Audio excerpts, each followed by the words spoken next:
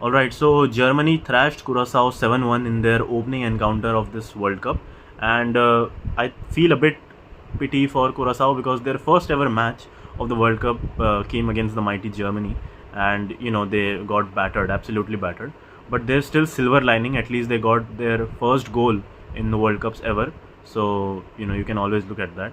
But the problem with this team would be now that even if, let's say, they win their next two matches against quality teams like Ivory Coast, so their goal difference would still be negative because they've got a real thrashing tonight.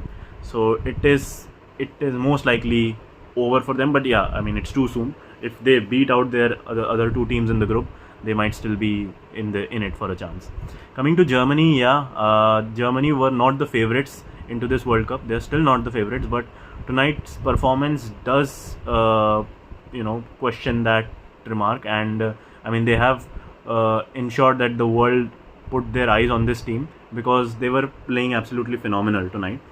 It's true that the opposition quality also is primarily the reason why they scored so many, but still I think overall the Germans were playing very well, especially in the midfield. Musiala was controlling the ball and controlling the game very beautifully.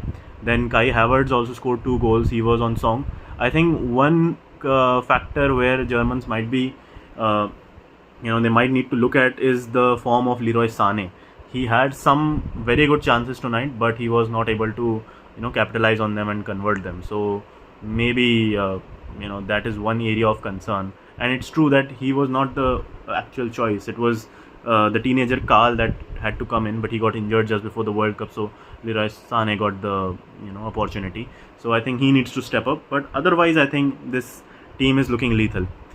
And in other news, just saw that Marc Cucurella from Chelsea has just got transferred to Real Madrid, and that news is just shaken me. Although I'm quite happy to learn. So as an Arsenal fan, I really do not want Chelsea to have a good season. But seeing their condition last season, I felt that only a few good players were there in the team. Cucurella was one of them, and to sell him to Real Madrid, I don't know, it just doesn't make sense what they are even thinking.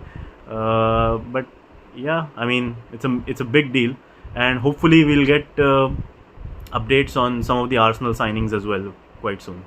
So yeah, let's see.